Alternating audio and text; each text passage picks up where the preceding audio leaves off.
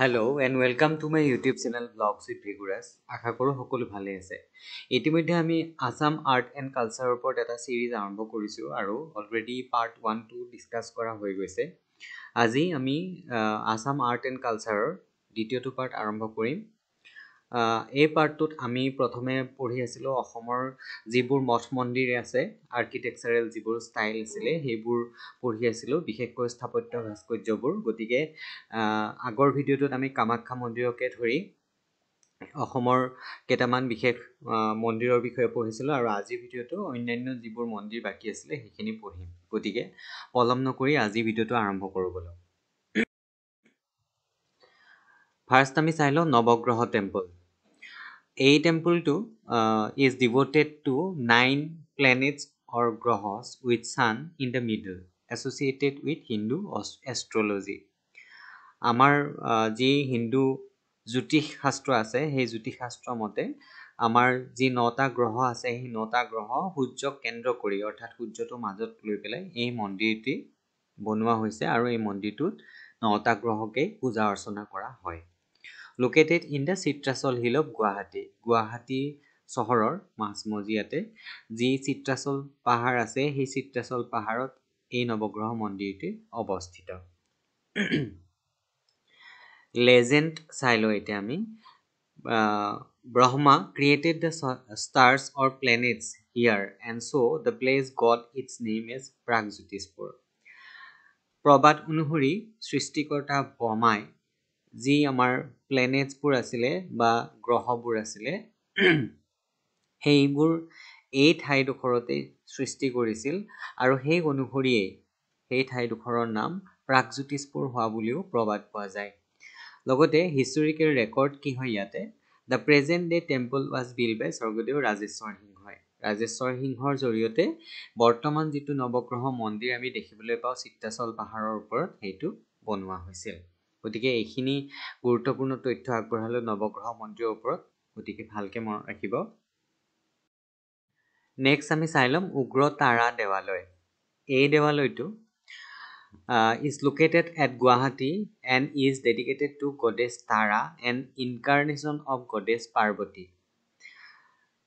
পাৰ্বতী দেৱীৰ আন এটা ৰূপ তাৰা আৰু তাৰা দেৱীৰ নামতেই এই উগ্ৰতাৰা দেৱালয়টো গুৱাহাটীৰ মাজমজিয়াতে অৱস্থিত।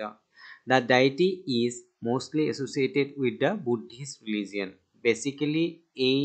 যিটো মন্দিৰ আছে এই মন্দিৰটো বুদ্ধ ধৰ্মৰ লগত সম্পৰ্কিত বুলিও প্ৰবাদ পোৱা যায়। Legend অনুসৰি this temple is one of the 51 শক্তি পীঠs. আমি যিমানবোৰ শক্তিপীঠ পাওঁ এই শক্তিপীঠৰ এটা হৈছে এই উগ্ৰতাৰা দেৱালয়। Ugrotara temple is said to be the pit where Sati's navel fell. আমি যিটো কাহিনী পঢ়িছিলোঁ বা বুজিছিলোঁ কামাখ্যা টেম্পলক লৈ পেলাই যেতিয়া সতীয়ে নিজৰ দেহ ত্যাগ কৰে দক্ষৰ যজ্ঞত তেখেতৰ প্ৰতি শিৱক অপমানিত কৰাৰ ফলত সেই অপমান সহ্য কৰিব নোৱাৰি সতীয়ে নিজৰ দেহ ত্যাগ কৰাৰ পিছত আৰু সেই দুখ সহ্য কৰিব নোৱাৰি মহাদেৱে কান্ধত লৈ পেলাই সতীৰ বডিটো লৈ পেলাই গোটেই পৃথিৱী ভ্ৰমণ কৰিছিল আৰু তেতিয়া বিষ্ণুৰ সুদৰ্শন চক্ৰৰ জৰিয়তে সতীৰ দেহটো চূৰ্ণ বিচূৰ্ণ কৰিছিল আৰু তেতিয়া 51টা পিচ ভাগত ভাগ হৈ পেলাই বিভিন্ন ঠাইত পৰিছিলে আৰু তাৰে নাভেল পাৰ্টটো মানে নাভিটো উগ্ৰতাৰা দেৱালয় এতিয়া য'ত আছে সেই অংশতে পৰিছিল বুলি প্ৰবাদ পোৱা যায়। A tank named Jor Pukhuri built by Shiva Singha is situated to the east of the temple. আৰু এই উগ্ৰতাৰা মন্দিৰৰ পূব ফালে এটা জোৰ পুখুৰী আছে যিটো শিৱসিংহৰ দিনত খন্দোৱা হৈছিল। আৰু হিষ্টৰিকেল ৰেকৰ্ড অনুসৰি the temple was built by Shiva Singha in 1725. 1725 খ্ৰীষ্টাব্দতে শিৱসিংহই এই উগ্ৰতাৰা দেৱালয়টো প্ৰতিষ্ঠা কৰিছিল। গতিকে উগ্ৰতাৰা মন্দিৰৰ ওপৰত এইখিনি তথ্য আগবঢ়ালো, এইখিনিও ভালকে মনত ৰাখিবলৈ যত্ন কৰিব। পৰৱৰ্তী চাই লওঁ শুক্ৰেশ্বৰ টেম্পল বা শুক্ৰেশ্বৰ দেৱালয়। Located on the Sukreshwar Hill or Itakuli Hill in Guwahati. গুৱাহাটীত থকা যি ইটাখুলি পৰ্বত আছে বা পাহাৰ আছে পাহাৰৰ এটা হিলক পাহাৰৰ এটা টিপ আছে সেই টিপটোতেই শুক্ৰেশ্বৰ মন্দিৰটি অৱস্থিত The temple is located towards the southern bank of Brahmaputra river and provide a picturesque view of the mighty river flowing alongside its bank আৰু এই শুক্ৰেশ্বৰ দেৱালয়টো ব্ৰহ্মপুত্ৰ নদীৰ দক্ষিণ পাৰত অৱস্থিত আৰু এই মন্দিৰটোৱে ব্ৰহ্মপুত্ৰৰ পাৰৰ এটা এথনিক বিউটি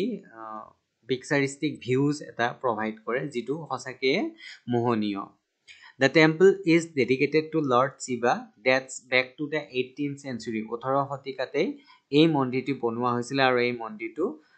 ভগৱান শিৱৰ নামেৰে উৎসৰ্গিত The temple premises also have a Vishnu temple and many other complexes and halls for conducting rituals and pujas Sukreswar দেৱালয়ৰ যিখিনি চৌহদ আছে সেই চৌহদত এটা বিষ্ণু মন্দিৰো আছে আৰু লগতে অন্যান্য কিছুমান হলস আছে য'ত বিভিন্ন ধৰণৰ ৰিচুৱেলছবোৰ বা পূজা অৰ্চনাবোৰ পতা হয় আৰু the temple has one of the largest শিৱলিংগছ in India ভাৰতবৰ্ষৰ যিমানবোৰ বৃহৎ শিৱলিংগ আছে তাৰে এটা one of the most largest মানে আটাইতকৈ ডাঙৰ বুলিও ক'ব পাৰোঁ আমি এটা ডাঙৰ শিৱলিংগ এই শুক্ৰেশ্বৰ দেৱালয়তে আছে devotees regularly visit the temple to offer prayers to the শিৱলিংগ which is considered to the 6th jyotirlinga in India আৰু এই মন্দিৰটোতেই বা এই শিৱলিংগটোতেই ভক্তসকলে পূজা অৰ্চনা কৰিবলৈ বা তেওঁলোকৰ মনোকামনাবোৰ লৈ আহে আৰু এই যিটো শিৱলিংগ আছে এই শিৱলিংগটো হৈছে ভাৰতবৰ্ষৰ যিমানবোৰ জ্যোতিৰ্লিংগ আছে তাৰে 6ৰ্থতম জ্যোতিৰ্লিংগ এইটো পৰীক্ষাত প্ৰায় অহা দেখা যায় শুক্ৰেশ্বৰ মন্দিৰৰ বিষয়ে গতিকে এইখিনি ভালকে মনত ৰাখিবলৈ যত্ন কৰিব নেক্সট লেজেণ্ড চাই লওঁ এতিয়া শুক্ৰেশ্বৰ মন্দিৰৰ The history of Sukreshwar temple dates back to times associated with the Saint Shukra who made hermitage on the famous Sukreshwar hillock. আৰু সাধু শুক্ৰাচাৰ্যই বা শুক্ৰই এই ঠাইডোখৰতে বহি তেখেতে কি কৰিছিলে টপ জপ কৰিছিল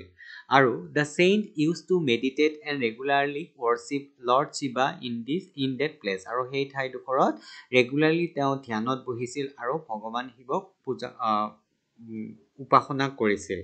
as per the Kalika Purana the hillock where the saint used to pray is called হস্তগিৰি আৰু কালিকা পুৰাণত উল্লেখ থকা মতে যিখিনি ঠাইত এই পাহাৰৰ টিলাটোৰ যিখিনি ঠাইত শুক্ৰদেৱে পূজা অৰ্চনা কৰিছিল বা মেডিটেশ্যন কৰিছিল সেইখিনি হস্তগিৰি নামেৰে জনা যায় as it has the shape like that of the hump of an elephant এটা ঘোঁৰাৰ হাম্প আকৃতিত যিটো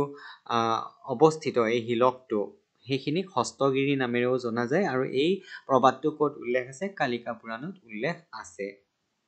নেক্সট হিষ্টৰিকেল ৰেকৰ্ড অনুসৰি The Sukreshwar temple was constructed by the Ahom king Pramotto Singha in 1744 1744 খ্ৰীষ্টাব্দতে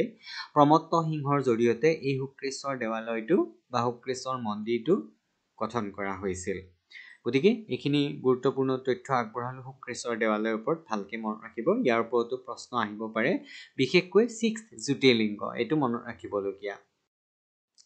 next আমি চাই লম Rudreswar temple It is located in North Guwahati in Monikorneshwar area of northern bank of the river Brahmaputra. Brahmaputra নদীৰ উত্তৰ ফালে মনিকৰ্ণেশ্বৰ নামৰ যি টুকুৰা ঠাই আছে সেই ঠাইডোখৰতে উত্তৰ গুৱাহাটীত এই ৰুদ্ৰেশ্বৰ মন্দিৰটি আছে Legend অনুসৰি the temple is located at the site where Rudra Singha was cremated as per Hindu last rite আৰু হিন্দু ৰীতি নীতিৰ জৰিয়তে যিডোখৰ ঠাইত ৰুদ্ৰসিংহক অন্তিম শয়নত হেৰি কৰিছিলে সেই ঠাইডোখৰতে এই মন্দিৰটি প্ৰতিষ্ঠা হৈছে It is a fine example of mixed style of Ahom Mughal architecture আৰু এই মন্দিৰটি হৈছে আহোম আৰু মোগল আৰ্কিটেক্সাৰৰ এটা উল্লেখযোগ্য উদাহৰণ এটো পৰীক্ষাত আহে কেতিয়াবা আৰু লগতে মনিকৰ্ণেশ্বৰ এৰিয়াটো বিষয়ে আহে আৰু ৰুদ্ৰেশ্বৰ টেম্পলটো কোনে বনাইছিল বা কাৰ নামত বনাইছিল তেনেকৈ আহে তো এইখিনি মনত ৰাখিব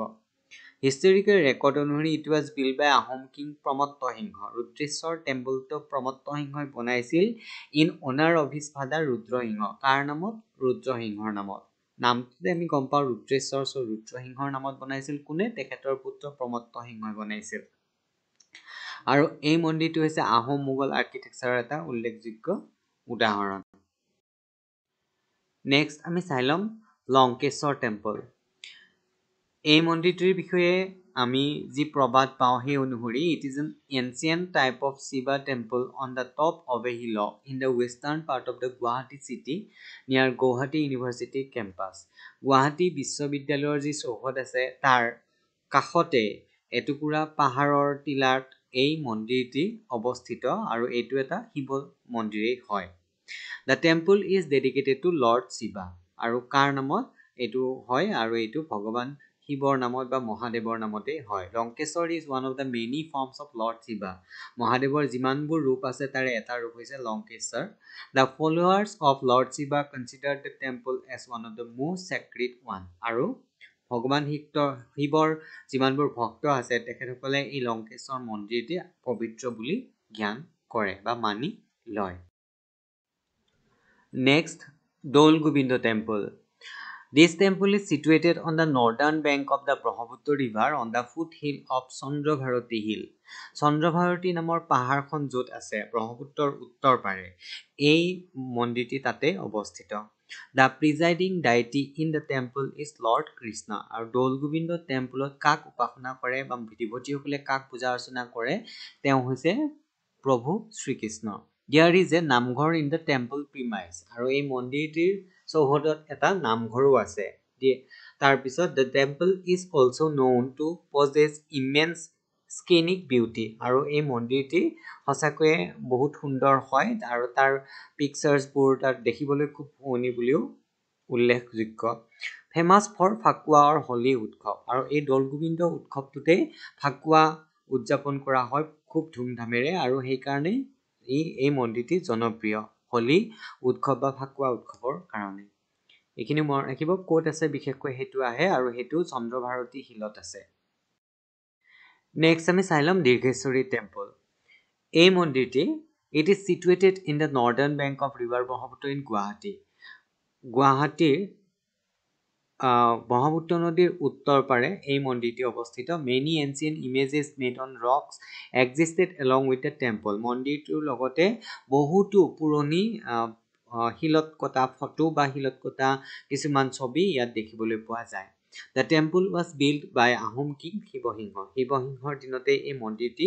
বনোৱা হৈছিলে কনচিডাৰ্ড এজ এ শক্তিপীঠ আৰু ওৱান অফ দ্য মেইন শক্তিপীঠ বুলি এই দীৰ্ঘেশ্বৰী টেম্পলটোক জ্ঞান কৰা হয় The main attraction of Dirgheshwari temple is the annual Durga Puja celebration. যি বাৰ্ষিক দুৰ্গা পূজা হয় সেই দুৰ্গা পূজাখনো আকৰ্ষণৰ কেন্দ্ৰ বুলি এই মন্দিৰটিক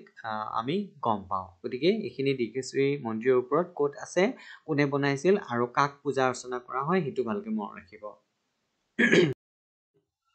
নেক্সট আছে মদন কামদেৱ দেৱালয় এই মন্দিৰটি লোকেশ্যন হৈছে মদনাচল অৰ দিৱানগিৰি ৰিজিয়ন অফ নৰ্থ গুৱাহাটী আমাৰ উত্তৰ গুৱাহাটী অঞ্চলৰে দিৱানগিৰি অঞ্চলটোত বা মদনাঞ্চল বুলি যিটো অঞ্চল আছে তাত মদন কামদেৱ দেৱালয় অৱস্থিত হিষ্টৰিকেল ৰেকৰ্ড অনুসৰি the temple was build by Pala king in around 11 to 12 century Pala ৰজাই 11 পৰা 12 শতিকাৰ ভিতৰতে এই মন্দিৰটি স্থাপন কৰিছিল Madan Kamdeva is also' called as the Khajuraho of Assam আৰু অসমৰ খাজুৰাহো বুলি মদন কামদেৱক আমি গম পাওঁ বা জানো কিয়নো এই মদন কামদেৱতে বহুতো শিলৰ মূৰ্তি আছে আৰু যিবোৰত বিভিন্ন ভগৱানৰ বা দেৱ দেৱীৰ মূৰ্তিবোৰ তাত অংকিত কৰা আছে শিলত খোদিত কৰা আছে যিবোৰ অতি পুৰণি গতিকে এইখিনি আজিৰ ভিডিঅ'টোত আপোনালোকক তথ্য দিবলৈ যত্ন কৰিলোঁ অসমৰ মঠ মন্দিৰ সম্পৰ্কে আৰু অসমৰ কলা সংস্কৃতিৰ আজিৰ এইটো আছিলে দ্বিতীয়টো খণ্ড আশা কৰোঁ ভিডিঅ'টো চাই আপোনালোকে নিশ্চয় উপকৃত হৈছে আৰু পৰৱৰ্তী ভিডিঅ'ত পুনৰ লগ পাম ধন্যবাদ